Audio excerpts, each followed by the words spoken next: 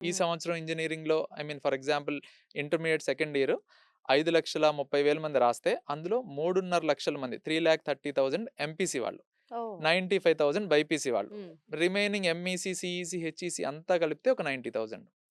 So, ఈ 3,30,000 MPC వాళ్ళే కదా! మనం హ్మ్. మెరిట్ అనుకోండి. చదివే వాళ్ళంటే అనుకుంటాం. జనరల్‌గా ఎంపీసీ అనుకుంటారు అవును. గదా! అవును. సో, ఈ పాస్ ఔట్ అయిన వాళ్ళందరూ గూడా ఎంపీసీ స్ట్రీమ్ నుంచి ఇంజినీరింగ్ చేసిన వాళ్ళుంటారు. హ్మ్.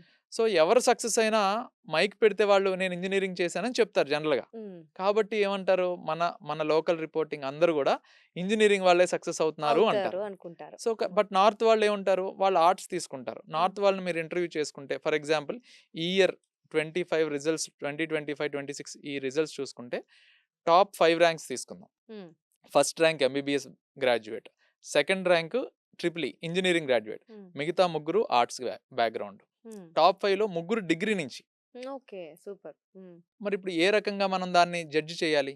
సో, హ్మ్. ఇలా ప్రాపర్ రీసెర్చ్ అనేది మిస్ అవుతది. మనం లాస్ట్ 20, 25 ఇయర్స్ రిజల్ట్స్ తీసుకొని, అందులో పర్సెంటేజ్ ఎంత? అందులో నార్త్ వాళ్ళ పర్సెంటేజ్ ఎంత? సౌత్ వాళ్ళు ఇదంతా మనం కరెక్ట్‌గా అనాలిసిస్ చేస్తే కాలిక్యులేట్ ఒక చేసి క్లారిటీ వస్తది. హ్మ్. అంతేగాని ఒక నలుగురితో మాట్లాడేసి వీళ్ళు ఇంజినీరింగ్ కాబట్టి ఇంజినీరింగ్ వాళ్ళకే రిజల్ట్స్ వస్తాయి అని అనుకోవడం అనేది అంటే నా ఉద్దేశ్యం గూడా ఇది జనాలకి ఈ నెగెటివ్ రిపోర్టింగ్ అనేది కొంచెం తగ్గాలి. హ్మ్. ప్రాపర్ ఓరియంటేషన్, ఐడియా లేకుండా, అవేర్‌నెస్ లేకుండా 2, 3 ఎగ్జాంపుల్స్ చూసి దాన్ని జనరలైజ్ చేసేసి హ్మ్. పిల్లలకి నెక్స్ట్ జనరేషన్ ఆఫ్ ఒకవేళ నిజంగా స్టూడెంట్ నేను 10థ్ తర్వాతో, ఇంటర్మీడియేట్ తర్వాతో ఆర్ట్స్ సైడ్ ప్రిపేర్ అవుదాం అని అనుకున్నా గూడా హ్మ్. చాలామంది మిస్‌గైడ్ చేస్తూ ఉంటారు. ఇప్పుడెందుకులే డిగ్రీ తర్వాత చేసుకోవచ్చు. అందరూ డిగ్రీ తర్వాత ఢిల్లీ వెళ్ళొచ్చు. ఇలా రకరకాలుగా.